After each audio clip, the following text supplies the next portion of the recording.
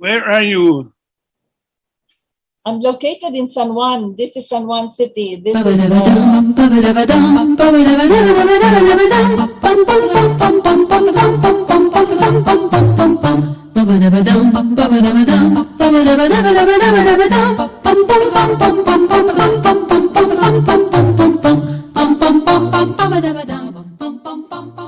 very pleasant good morning, good afternoon, and good evening. Magandang umaga po, magandang tanghali, magandang hapon, magandang gabi sa inyong lahat. This is your hour and I'm Rita Gadi.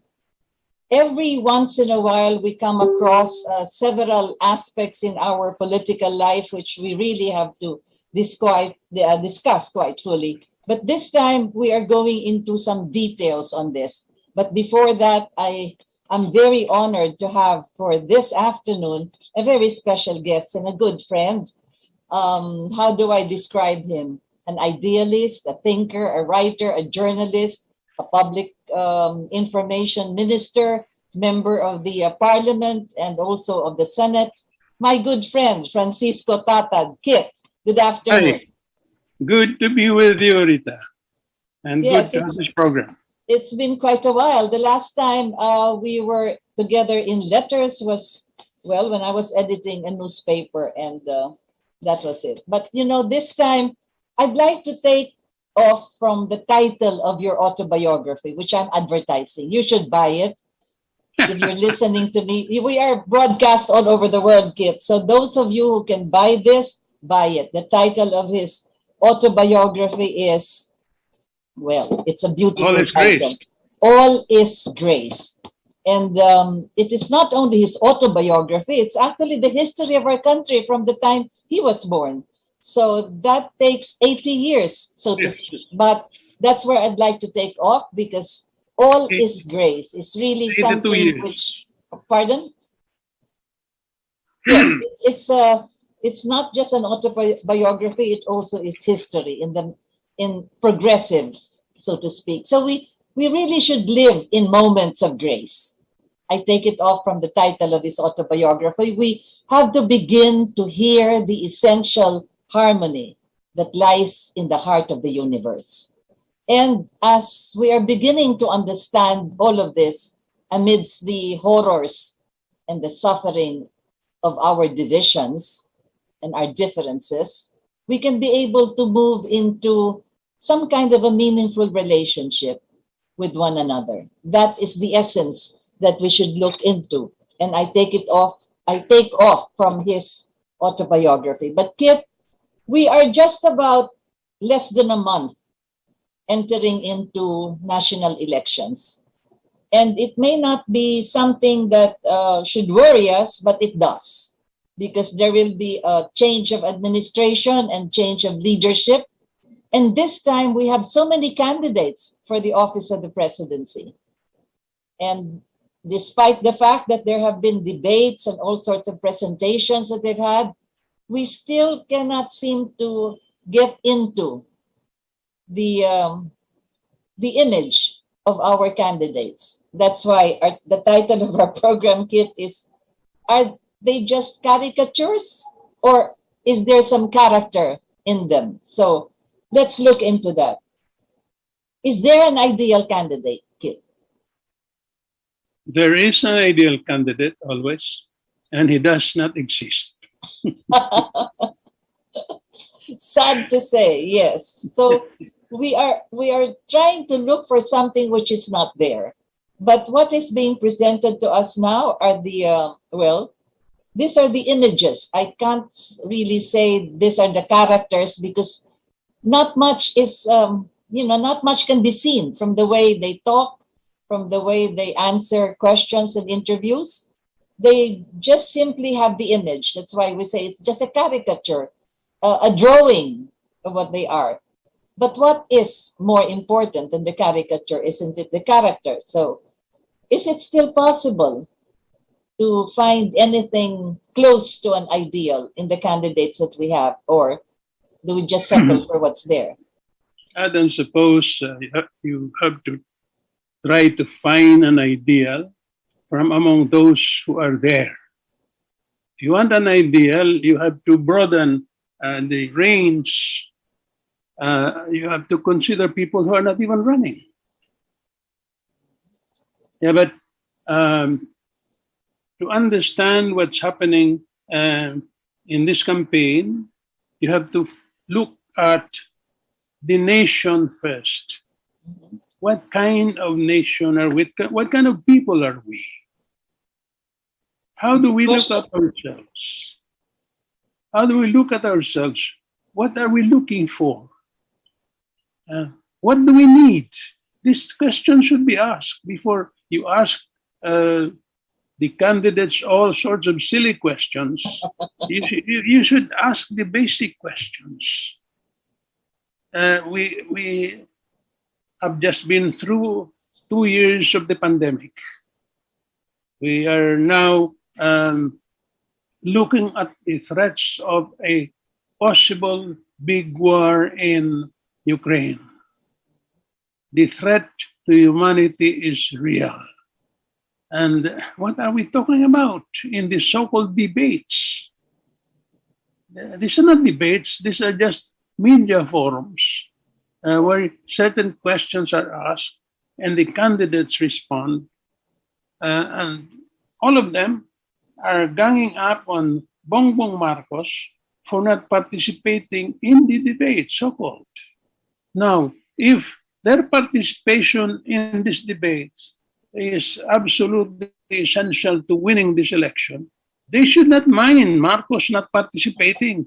They should welcome his non-participation because right now, even after they have thrown everything at him, including the kitchen sink, he's reported to be still ahead in the opinion polls.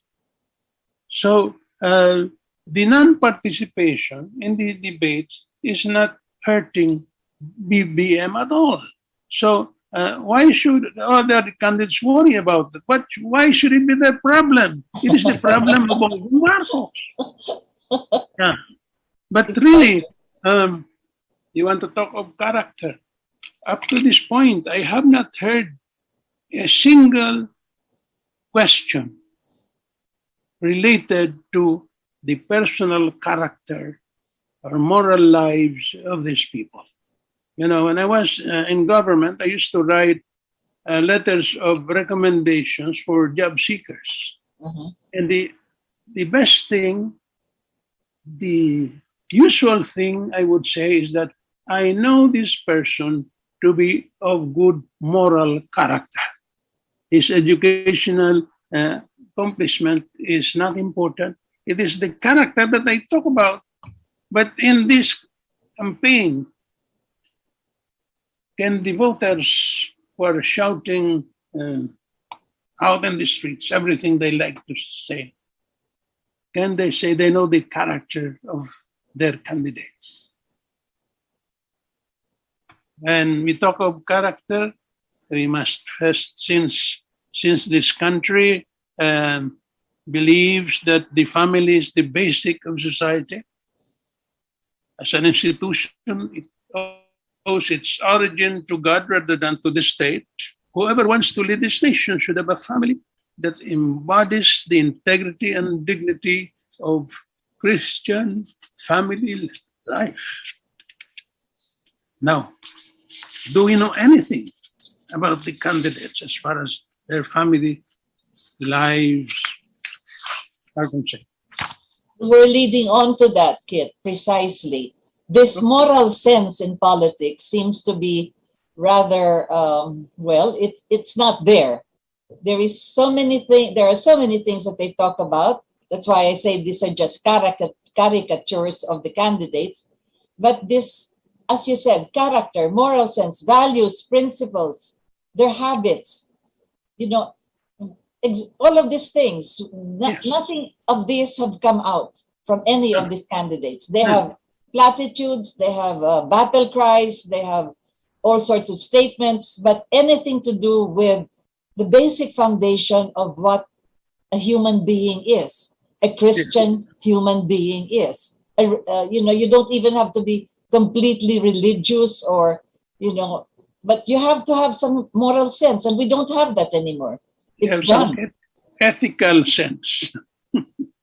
They don't ethics. You know, I wrote a recent piece where I talk about the involvement of religious men and women in our politics.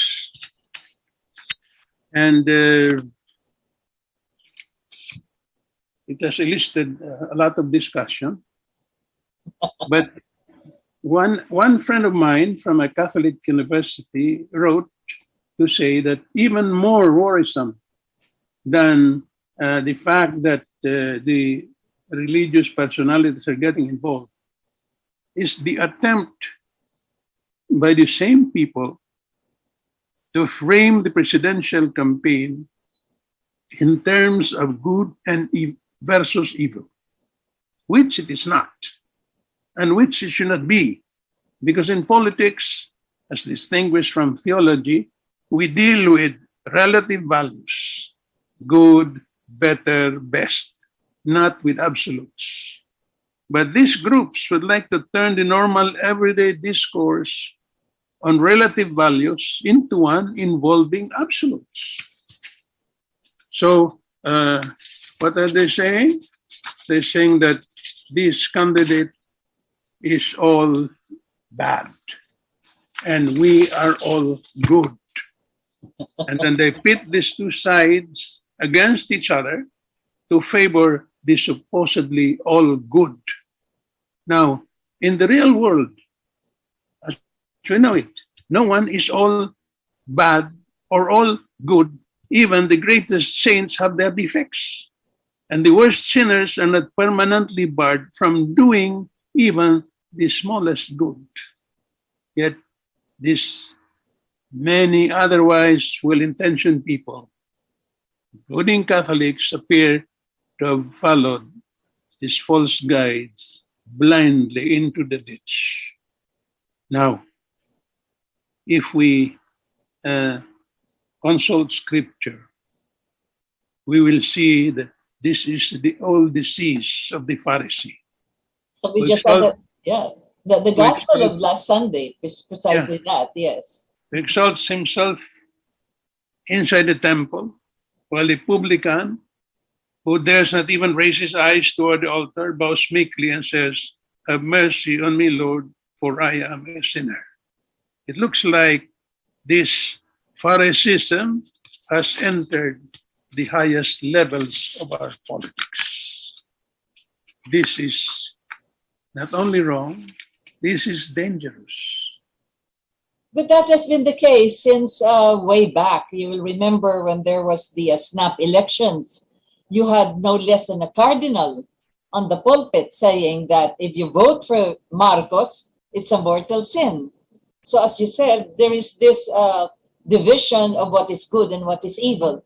But there is something in our political system which breeds this. There is, we have forgotten the care of the soul, because now we just take care of what? Well, as we said, body, mind, and spirit. We studied this in philosophy. You know this very well. We have all the nutrients to have an able and, a good physical body. We have education for our minds, but the care of the soul is something somehow is left to whom? We say, you say something about the men of the cloth, which ought to teach us passages in the Bible, which will guide us to be touched by grace, as your book has said, to know that there is a divine providence in everything that we do. Now it is a separation of the political life and the ethical life, the moral life, the life of the spirit. Why is this happening? Is it the system or what? We have a very poor understanding of Christianity and of ourselves as Christians. You have all these people, religious people, plunging themselves into the depths of our politics in defiance of a very clear, constant teaching of the church. And they get away with it because there is no one to tell them what else to do. Uh, but this is precisely the problem right now. Many of those involved are all against anti-Marcos. So we probably have to go back to what happened in 86. Precisely. I referred to that, yes. Yeah.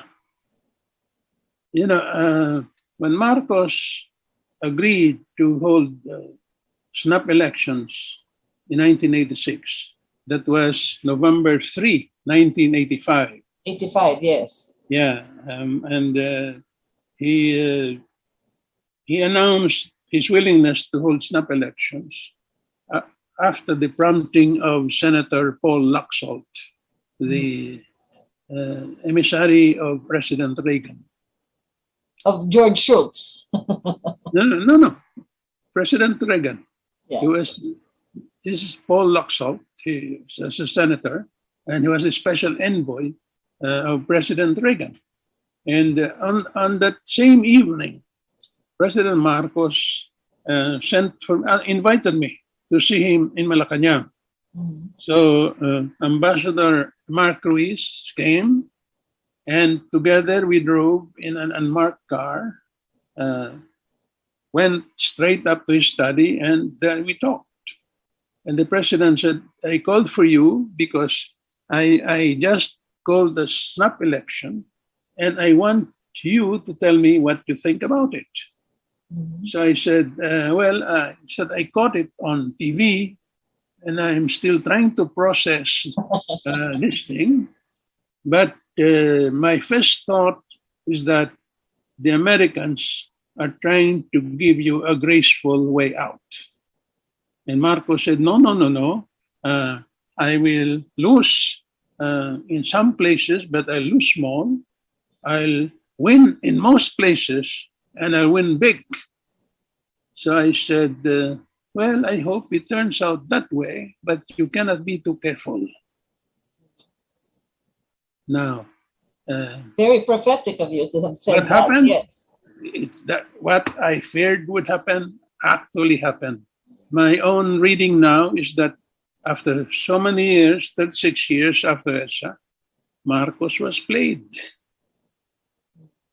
You know, there were that evening before Cardinal Vidal released his pastoral letter called Vox Populibus Dei, there were some bishops in my residence who were having dinner. And of course, there were reports coming in, all sorts of reports coming in. And one former consultant of mine who was working with some groups told me on the phone about the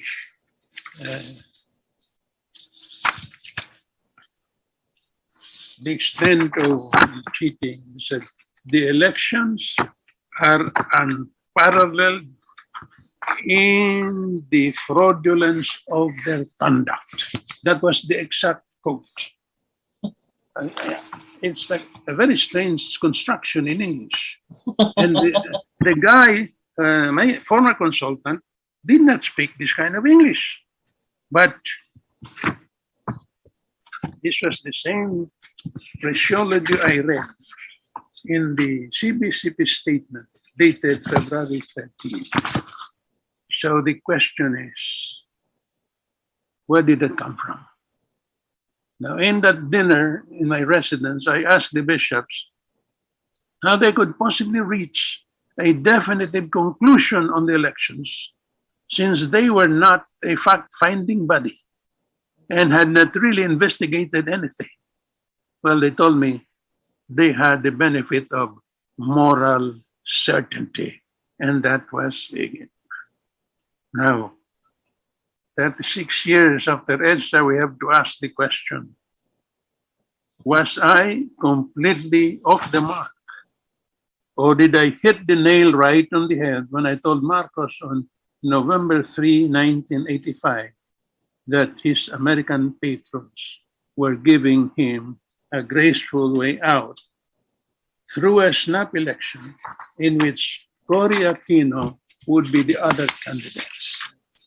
Let us note that at the time, Cory was not even qualified to run, for the Constitution required, as it still requires, a presidential candidate to be a resident of the Philippines for at least 10 10 years years. immediately preceding Huh? the election. Yes. And she had been living in Boston until 1983. But this constitutional infirmity was completely ignored. With many other things too, with the Yes. Constitution. Now, is it believable or even imaginable could have employed the most inept political operatives to brazenly manipulate the votes in his favor in order to produce polls that were unparalleled in the fraudulence of their conduct, while a multitude of hard-boiled foreign correspondents and seasoned international observers stood by, nearby? Or did not the combination of forces that wanted Marcos out perpetrate the most scandalous election fraud in the name of Marcos and denounced it as his handiwork before the election observers and foreign correspondents? That was, yeah, precisely. That was already part of the ploy. Actually, you were correct that it was. I'm not saying that Yeah, this was a manipulation. what happened, but was this possibility ever considered? Was it ever ruled out? As far as I know, as far as the nation knows, this question was never asked, not of those or by those who wanted to memorialize EDSA and so on without any taint of deceit or falsehood. And why was it never asked? This, until now, has not been explained. So we have to go back to this. Now, You're bringing this up. Yeah, you're bringing this up, Kit, at this particular stage because there is the American hand that you mentioned earlier when Marcos asked, when you had an audience with him when this was announced way back in 1985. So here we are at this stage where we have already the mindset of people being diametrically divided between good and evil. And then again, the entrance of what could possibly be the manipulation. Now we have machines that can do this. So we have, for instance, crowds and rallies and multitude of people rallying for the candidate that is leading as far as all the other presidential candidates are concerned. How to convert this into votes? Well, they say that that's exactly what is already indicative of a victory for Marcos Jr. But then again, you bring this up at this stage because it is still possible that there will be some manipulation that will be undertaken, especially since we have no control of what is happening in these machines right now. So what is this that is actually being done to our country? You asked the question earlier, Kit. Do we really know what we want? Do we really know who we are? Do we really know anything about our country that will be facing a future after these elections? We have been hit by a pandemic. There is a war raging in Europe, in Russia, and in Ukraine. But then again, we have here this parade of candidates that seem not to be asked precisely of an awareness that they should be conscious of regarding manipulation from another hand, So. well, what's happening now is a war of visual and optics. We have a parade of colors everywhere, rallies with a certain color, attended by all sorts of people, from children to adults. But I understand the students of some schools are being required to attend these rallies. It's compulsory. And this has happened before. It's happening again. But the problem is there's so much talk of foreign money coming in. There's so much talk of groups planning another EDSA revolution if their desired results gonna come up. Yeah. And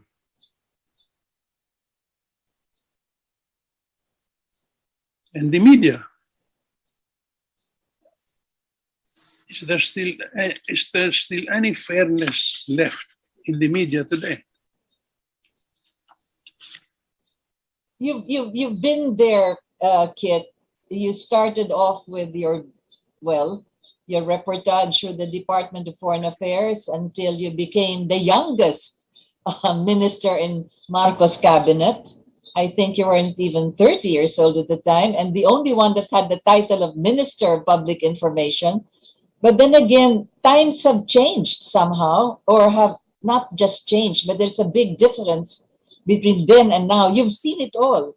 In all these years of your political life and your life as a writer, as a thinker, as an idealist, as a dreamer, many things have changed. You speak of media, Kit, but then again, it's a different kind of media we have today compared to what it was then.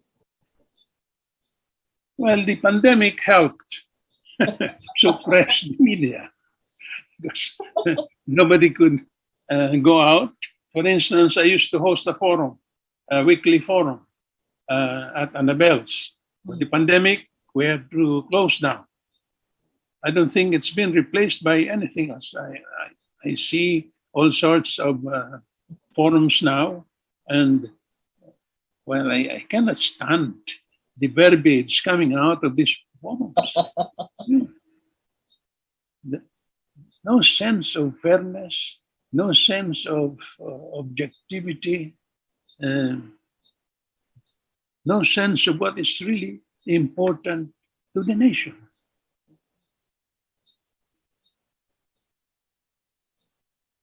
But going back to this talk of another EDSA revolution, I understand there is some solicitation going on. Some foreign sources are being asked to bankroll this operation. Well, no one is talking much about it. But this is not the first time that the EDSA scare is being used. You remember in 2010, the late Pinoy Aquino, having launched his presidential bid from his mother's deathbed, tried to bamboozle then President GMA into supporting him. He declared that he would win the presidency by a margin of at least 5 million votes, but that Arroyo would rob him of his victory, so he would have to launch another EDSA uprising in order to claim his rightful office. It was an absurd claim, of course, without any verifiable basis, but Arroyo fell for it, and she agreed to help Pinoy get elected, provided he would do nothing against her once he became president. And so it came to pass. This modus vivendi held for a year, but immediately thereafter, Pinoy had Arroyo jailed on some trump-up charges. He also had Supreme Court Chief Justice Impeached. Renato Corona removed by paying off 19 Senate judges of the Senate Impeachment Court 50 million to 100 million each to convict Corona on a single impeachment charge using illegally procured evidence. To this day, the parties to this bribery have remained unpunished. Of course, Pinoy is gone, may he rest in peace. But most of the central judges are still around. Some are running again for high office. And talking of the alleged corruption of others, unmindful of their own unpunished crime. Now, question is, the threat worked on GMA. Will it work on President Duterte or on BBM? Duterte is stepping down at the end of his term on June 30. As for BBM, he is just hoping at this point, he's only hoping to become the president.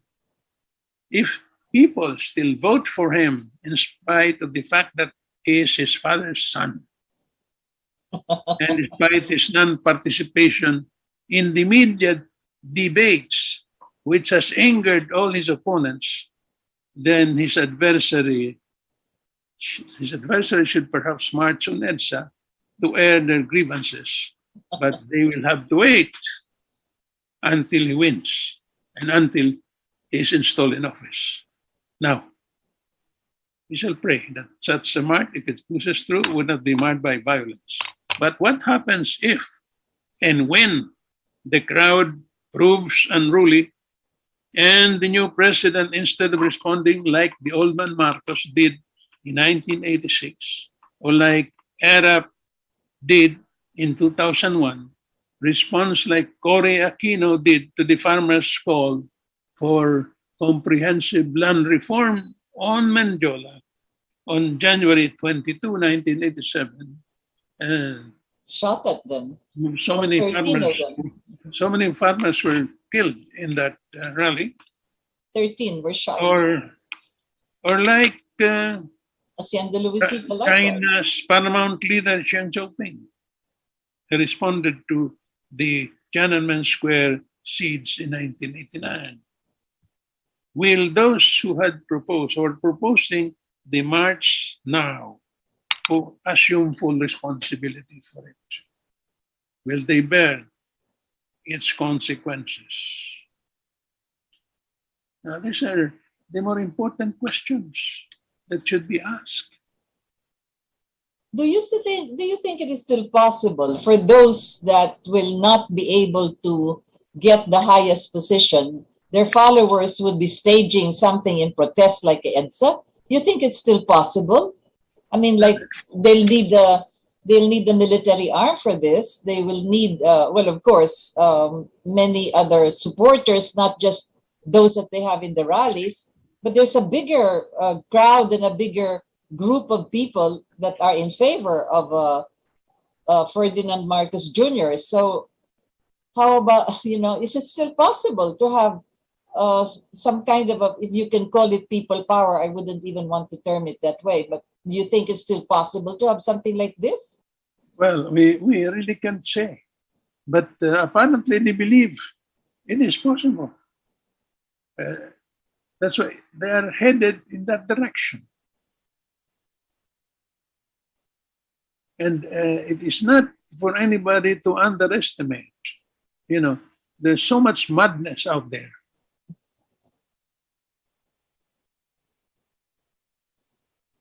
So what can be done at this particular stage?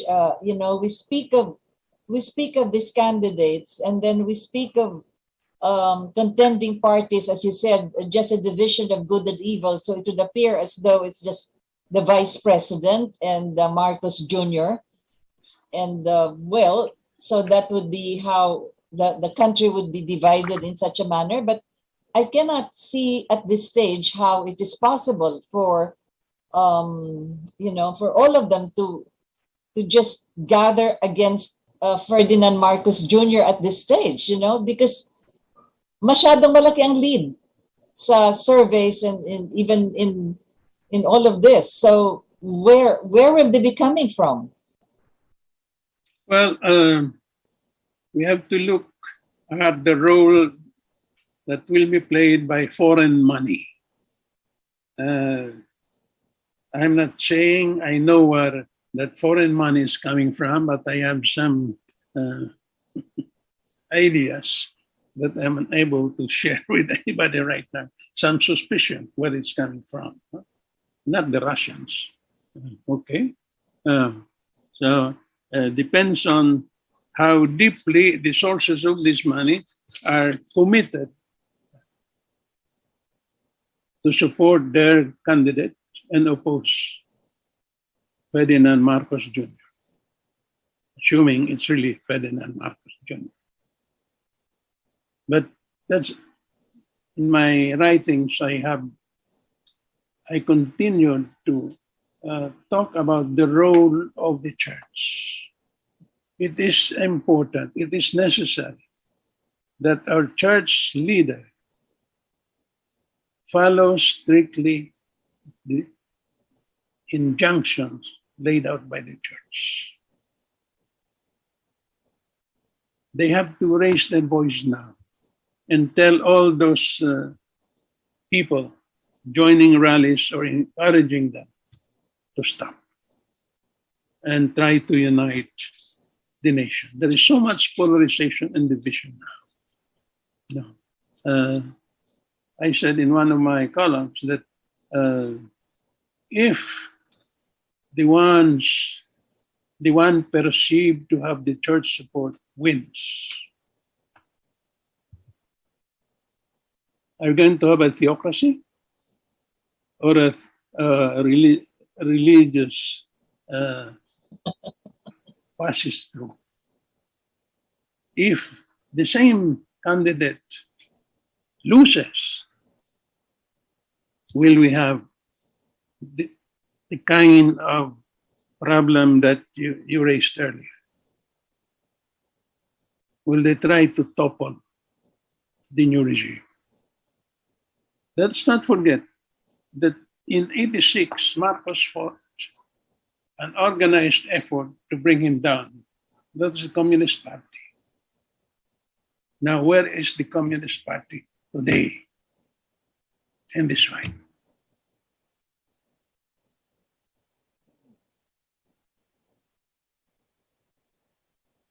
I think there have been a lot of movements undertaken over the past 6 years, not just for those who up in the hill surrendering, but I think infrastructure has also been one of the elements that has quelled many of this NPA or the Communist Party of the Philippines. And we don't see the foreign hand as far as the support for these communist groups are concerned. What we are thinking of, what I gather at this stage, is not just what the church is doing as far as politics is concerned, but as you said, if foreign money comes in, this foreign money that comes in must have an ultimate interest. It's not just to get a candidate elected or their choice to be elected, but here we come with geopolitics. You mentioned something about Ukraine and Russia and how this could be a very dangerous opening also for us, because we are here also in conflict with several, well, I don't know if we are in conflict, but we are actually at that stage where something has to be settled with the South China Sea. So there you have the interest of foreign money that will be able to control the incoming president so that it would be in favor of them against the People's Republic of China, because that is where we can see the geopolitics playing its role.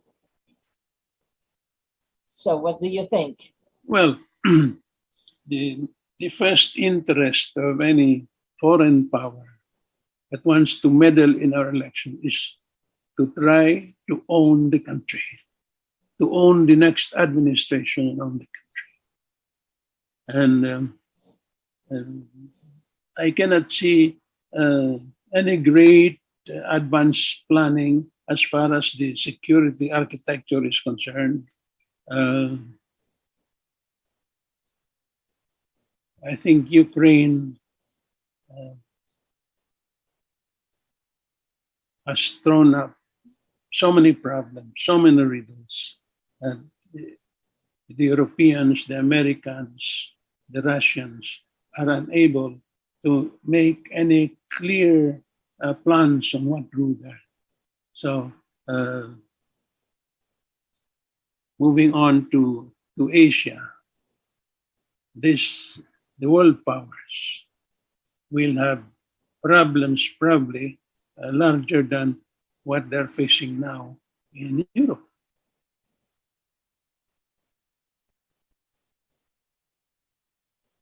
There is no NATO in Asia, but the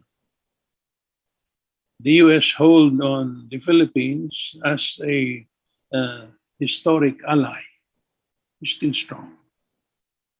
And although in the case of Ukraine and Russia, they are invoking the matter of the Monroe Doctrine that the US tried to enforce in Cuba. So if they had a Monroe Doctrine in Cuba, why cannot Putin have his own doctrine in Russia or in Ukraine? Now, but you transfer the same situation to Asia. Who will exercise a Monroe Doctrine in Asia? Xi Jinping? He will have the Xi Jinping Geographically, doctrine. geographically, China is our closest neighbor.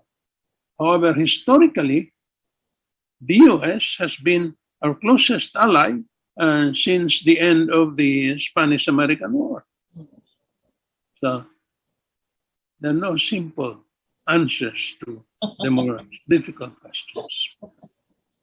But let's get back to our idea of what's going to happen in the national elections. It seems that are we just narrowing down the candidates between the vice president and Marcos Jr., or what happens to the rest of them who also believe that they can still make it to the presidency? Well, there are some suggestions coming from various sources that there are now 10 shortlisted candidates, no? That the 9 candidates should unite behind a chosen one.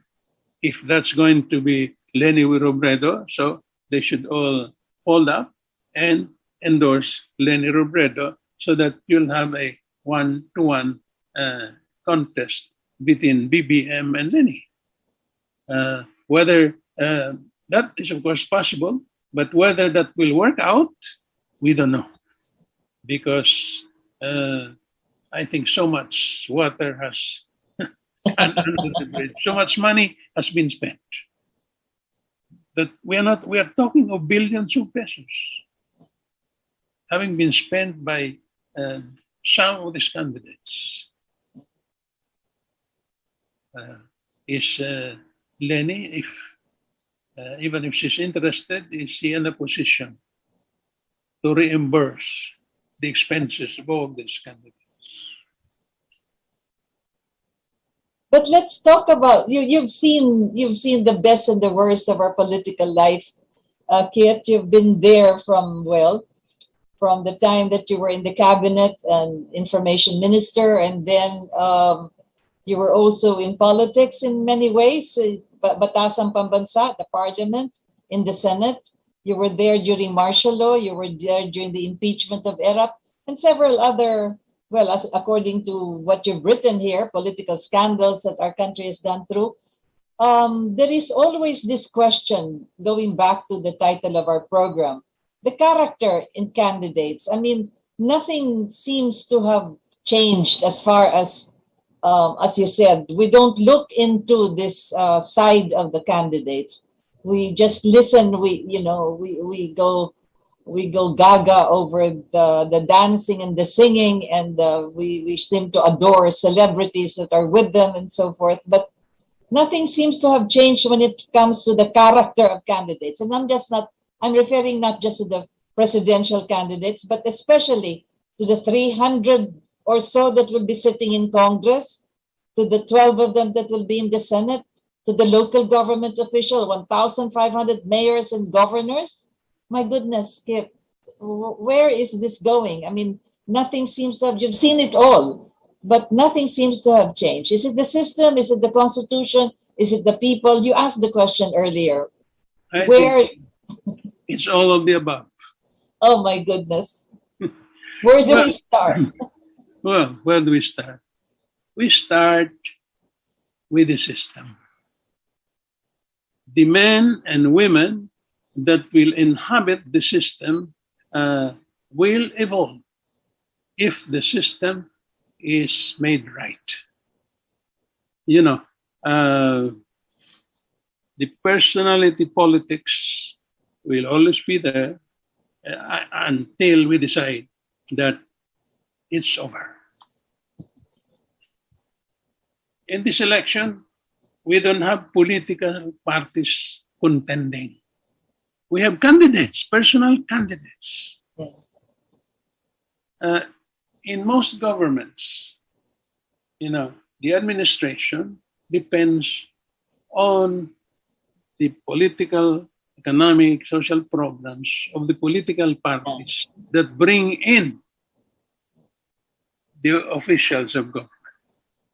But in most of these places, we have a parliamentary system, not a presidential one.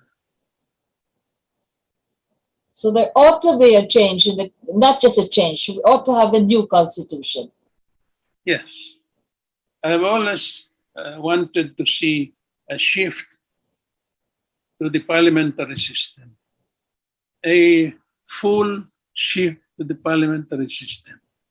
Because Marcos attempted such a shift, but it was a quasi-parliamentary system. He was still the controlling power. Not even parliament was in control. It was the president, prime minister that was in control. But in a parliamentary system, we are divided into constituencies. Each constituency elects a member of parliament. As soon as the members of parliament gather in parliament, they elect their leader based on which party gained the most number of seats. If there is no one to claim a majority, then the coalitions are formed. And, the government must perform according to a program that's agreed upon.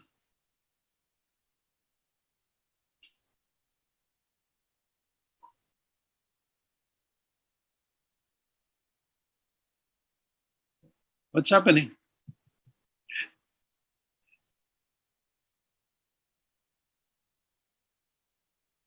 Look at what you have now. You have a Congress made up of two houses. In the Senate, you have 24 members. But in this election, you will have several siblings entering the Senate at the same time.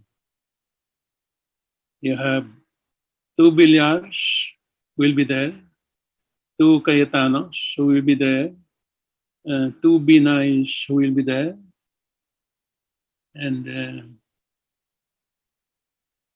am I forgetting other combinations?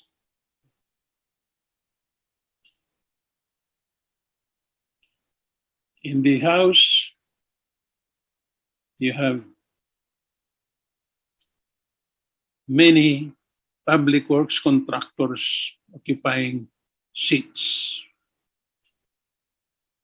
representing various constituencies, party list members or territorial seats. They're all in business with the government. And this is not even being discussed. They raised the issue of dynasty against Marcos. But it does not really apply now. The old Marcos is gone.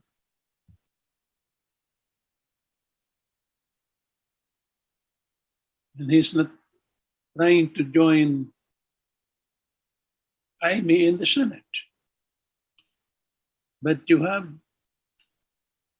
some families trying to introduce two of their members into the Senate at the same time. In the local government, you have the same situation. More than two or more members of the family are entering the same local government.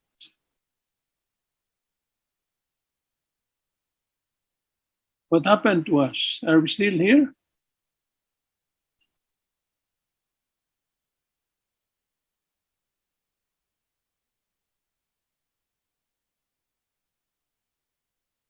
Where is my interviewer?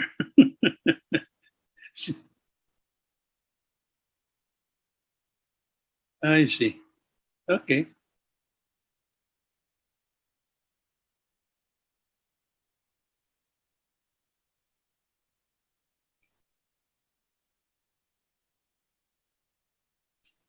Shall we thank our host and our audience?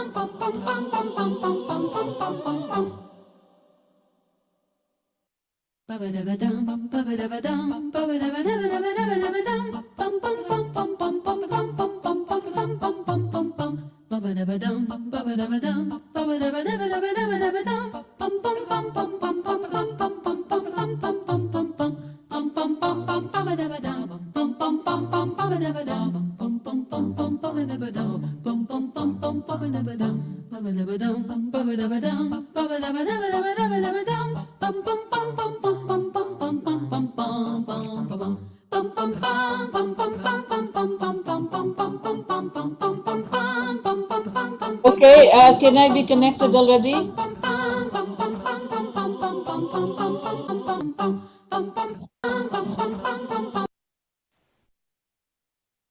Okay, what happened?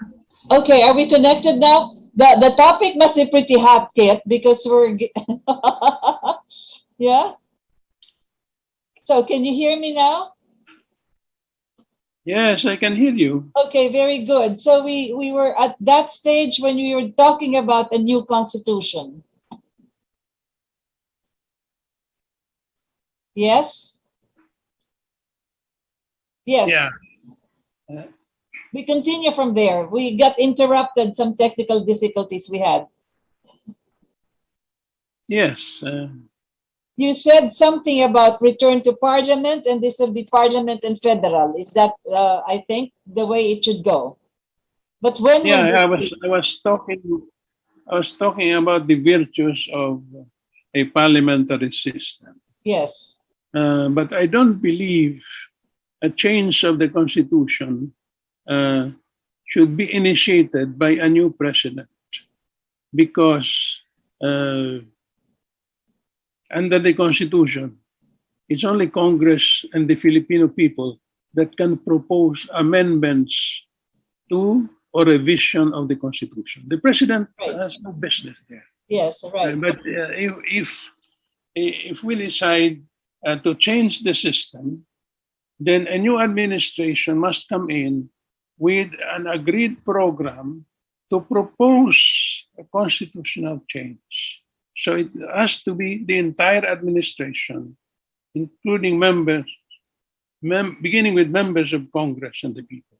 And the president, of course, will lend his authority to that effort. No? But it has to be done right. You know, what happened was in 1986, They were Gloria Aquino disappointed. was proclaimed by the people.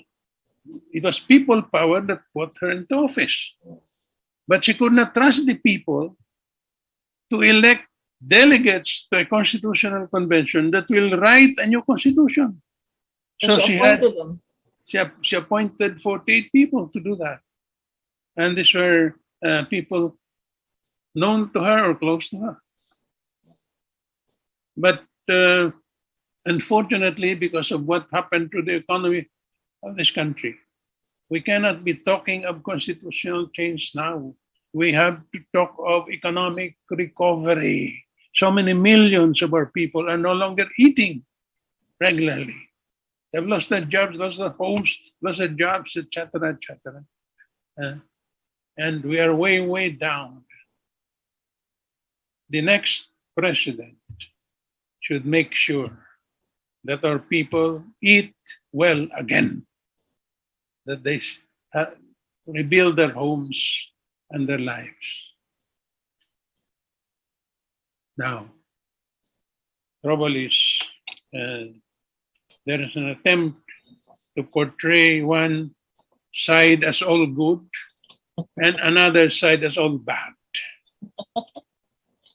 Well, they're ganging up on Bongbong Marcos. No, I cannot say this is wrong. In love and in war and in presidential elections, all is fair. Fair, all is fair. So if they decide to gang up on Bongbong, not even Bongbong can complain about it. But what I noticed that far beyond trying to convince voters not to vote for Bongbong, they tried to bar him from running at all. And this is a shoddy repeat of Cory Aquino's first dictatorial edict when she became revolutionary president, banning the Marcoses from ever returning to the Philippines, even just to answer charges filed by her government in connection with alleged crimes committed in the Philippines. Exactly. This is not in our culture. So Exactly. And that is why to this day, they keep on accusing the same alleged crimes against Ferdinand Marcos and now passing it on to the family and to the son who's running for the presidency. When the first thing they should have done was to have allowed Marcos to return so that he could face them and answer all these questions precisely. Anyway, Kit, you've seen the worst of times, especially over the past 36 years. You've seen it and you've been there. You've been a witness to all of this. But then again, there is still hope, I would want to believe. yeah, we cannot stop hoping and believing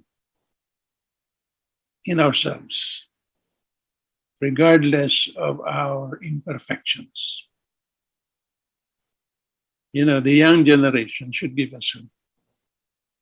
Yes, speaking of the young generation, I understand much of the support that Bongbong Marcos is getting is from the young people, from the C, D, E crowds and the young people. So I asked the question, why is this happening in spite of all the propaganda against the Marcoses? 36 years, yes. I got it from a poor guy, a poor worker. He said, it's because in spite of everything that has been said against Marcos, the evidence shows that nobody has come up after him like Marcos. he's still valued by the people. So, you can stage all the marches, blast them with all the colors. Same situation stays.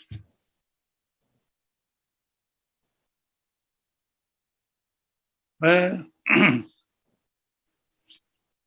I think I have to make a full disclosure. I did not accept the invitation to be interviewed in order to be a partisan. I am not a partisan. But I think the truth must be told. In my family, I have members who are fiercely for the other side. So it happens with most families. But